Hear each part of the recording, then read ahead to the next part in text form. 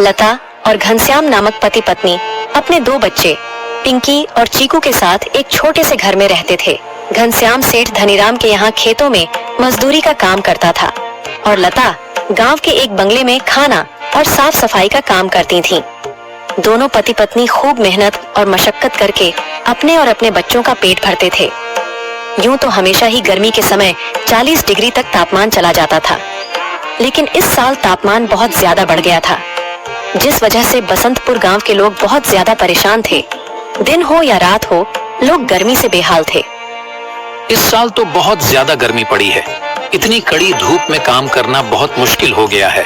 घर से निकलते ही पसीना बारिश की तरह टपकने लगता है।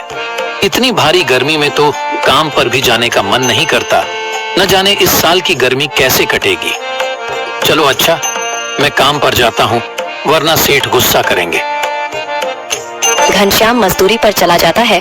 पिंकी और चिंकी एक सरकारी स्कूल में पढ़ते थे। लता पिंकी और चिंकी को स्कूल काम पर चली जाती है। उस बंगले में मालकिन हेमलता और मालिक रामचंद्र अपने 2 बच्चे टीना और शिवम के साथ रहते थे।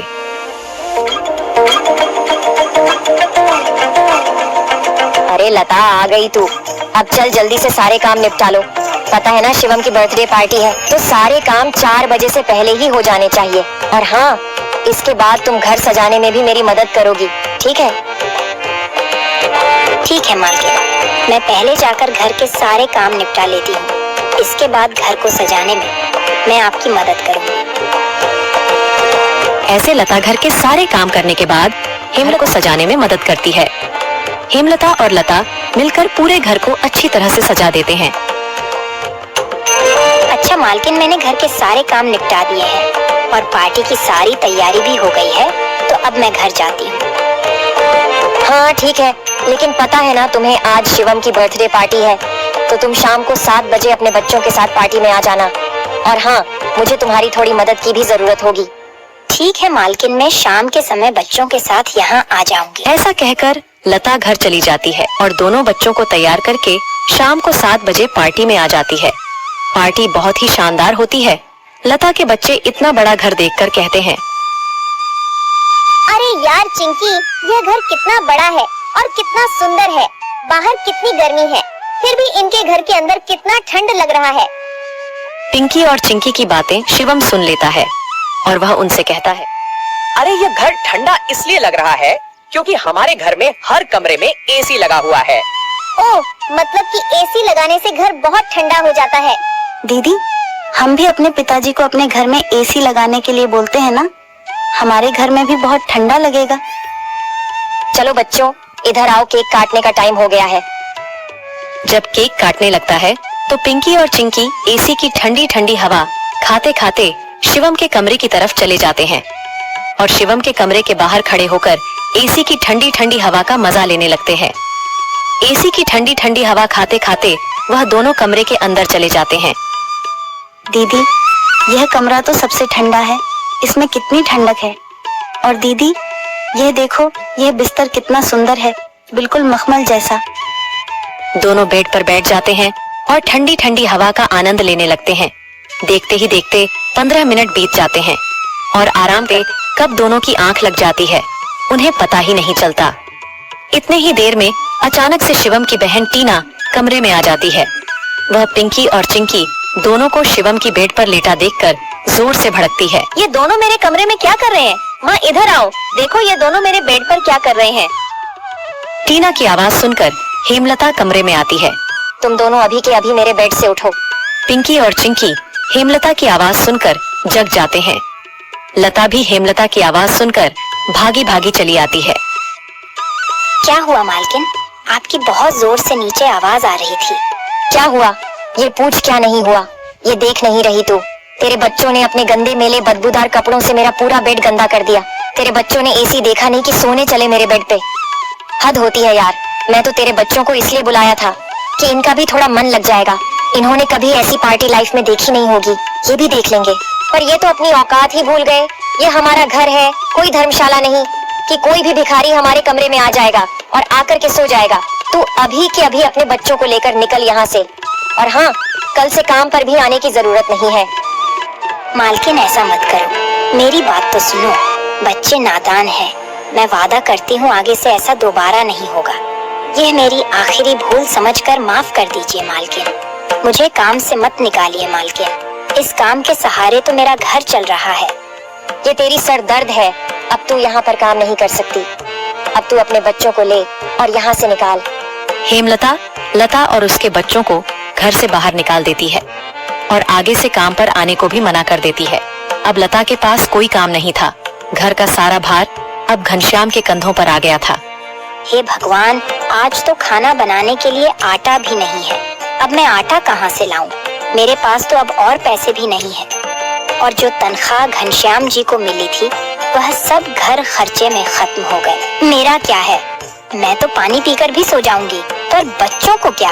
भूखे पेट इन्हें नींद कैसे आएगी? आ गए आप। घर में राशन खत्म हो गया है। आज खाने में कुछ नहीं बना है। कोई बात नहीं, खाना आज मैं अपने साथ लेकर आया हूँ।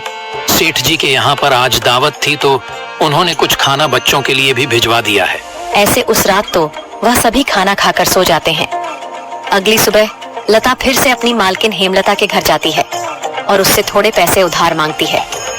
मालकिन, मेरे घर में खाने के लिए एक अनाज का दाना भी नहीं है। कृपया आप मुझे थोड़े से पैसे उधार दे दीजिए। तुझे देने के लिए मेरे पास कोई पैसे वैसे नहीं है। मैंने तुझे पहले ही काम से निकाल दिया था, फिर तेरी यहाँ आने की हिम्मत कैसे हुई? जा निकल यहाँ से और आइंदा यहाँ पर अपनी शक्ल मत दिखाइयो।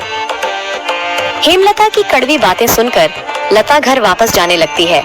तभी उसे रास्ते में एक पोस्टर दिखाई देता है। उस पोस्टर को देखकर लता वहीं रुक जाती है। पकोड़े बनाने वाले की जरूरत है। अधिक जानकारी के लिए इस दिए गए नंबर पर कॉल करें। पकोड़े बनाने तो मुझे आता है। अगर यहाँ मेरी नौकरी लग जाए तो घर का खर्च चलाने के लिए कुछ पैसे आ जाएंगे। ऐसा सोचकर लता उस पते पर पहुँच जाती है।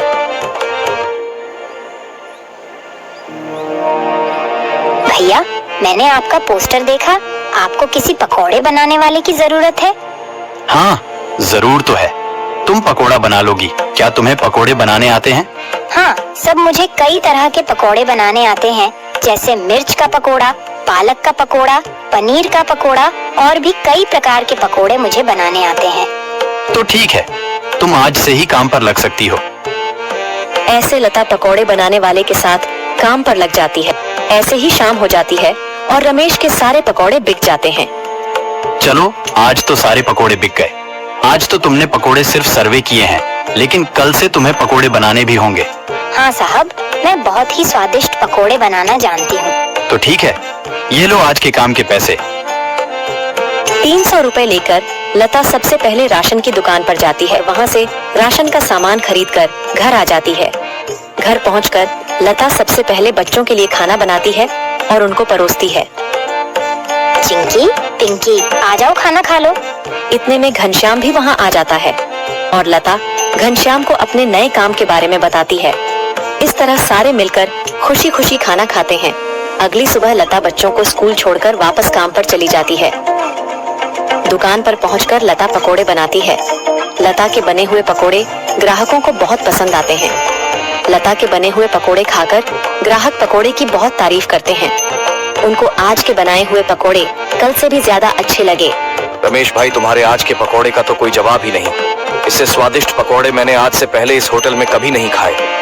आखिर आज ऐसा क्या मिलाया है इन पकोड़ों में जो इतने स्वादिष्ट बने हैं? आज तो मैं एक और प्लेट खाऊंगा। मेरे लिए एक एक्स्ट्रा प्लेट पकोड़े लगा दो। ऐसे रमेश अपने ग्राहकों के मुंह से पकोड़े की तारीफ को सुनकर लता से कहता है, लता, तुम्हारे हाथ में तो जादू है। तुम्हारे हाथों के बने पकोड़े खाकर ग्राहक एक एक एक्स्ट्रा प्लेट पकोड़े खा रहे हैं। तुमने तो कमाल ही कर दिया। आखिर ऐसा क्या मिलाया है इन पकोड़े में जो ग्राहक इतनी तारीफ कर रहे हैं? साहब जी, कुछ खास नहीं मिलाया है, बस थोड़े से नमक मिर्च मसाले बराबर मात्रा में डाले हैं, बस। ऐसे रमेश के आज के पकोड़े बहुत जल्द ही खत्म हो जाते हैं। आज तो पकोड़े बहुत जल्द ही खत्म हो गए। कल से हमें और ज्यादा से ज्यादा पकोड़े बनाने होंगे। और हाँ, अब हमारी पकौड़ों की सेल और ज्यादा अच्छी होने लगी है, इसलिए कल मैं दुकान में एसी लगवा रहा हूँ। इससे ग्राहक भी एसी की ठंडी ठंडी हवा में पकोड़ों का मजा लेंगे और हमारे पकोड़े की सेल और ज्यादा बढ़ेगी। तुम क्या कहती हो?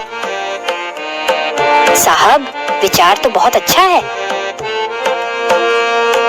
अगले दिन रमेश अपनी दुकान में एसी लगवा लेता है और जैसा उसने सोचा था वैसा ही हुआ। एसी लगने के बाद रमेश के दुकान पर ग्राहकों की संख्या बढ़ जाती है। ग्राहक ठंडी ठंडी हवा में बैठकर पकोड़े खाने का आनंद उठाते हैं। ऐसे रमेश के आज भी सारे पकोड़े बहुत जल्द ही बिक जाते हैं।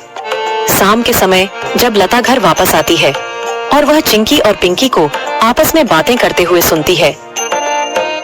दीदी, उस दिन पार्टी में कितना मजा आ रहा था ना। कहाँ हम उस दिन एसी की ठंडी ठंडी हवा खा रहे थे और कहाँ आज हम इतनी गर्मी में बैठे हैं।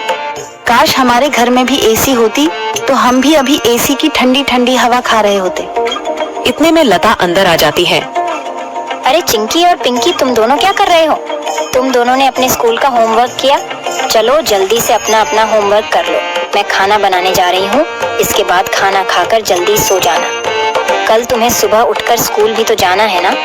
ऐसे दिन बीतते जाते हैं और लता के हालात पहले से ठीक होते जाते हैं। ऐसे ही एक दिन सुबह लता काम पर जा रही होती है, तभी उसे भंगार की एक दुकान दिखती है।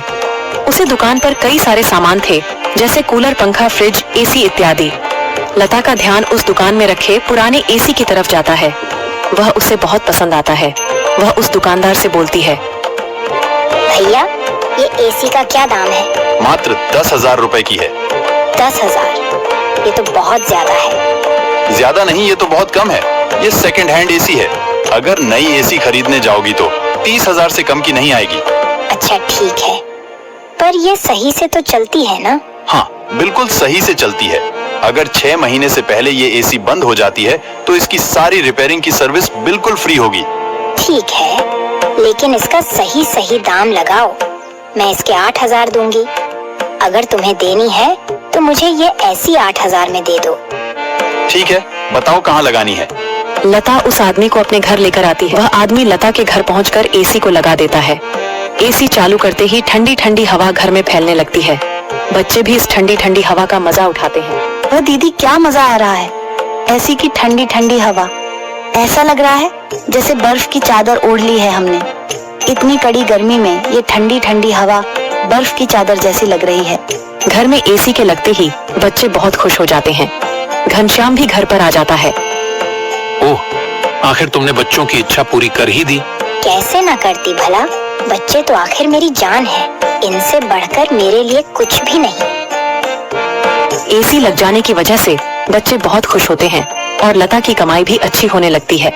लता के बने हुए पकौड़ों की वजह से रमेश के दुकान पर ग्राहकों की भीड़ लगी रहती थी।